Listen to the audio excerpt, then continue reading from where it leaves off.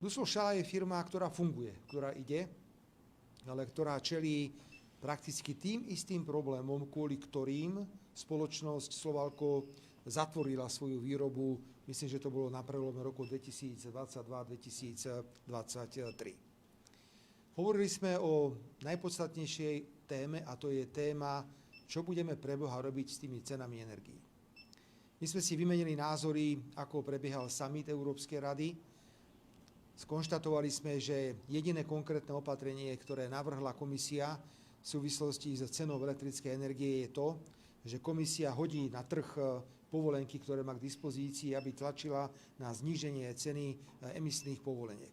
Všetko ostatné má komisia predstaviť až do konca júna 2026. O tom sa bude ďalej diskutovať, čiže je pred nami niekoľko mesiacov čakania, čo budú na konci dňa konkrétne návrhy.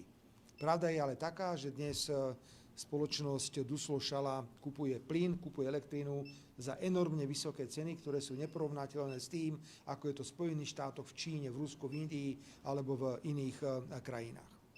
Pokiaľ ide o plyn, Duslo-Šala je pravdepodobne najväčším spotrebiteľom zemného plynu na Slovensku.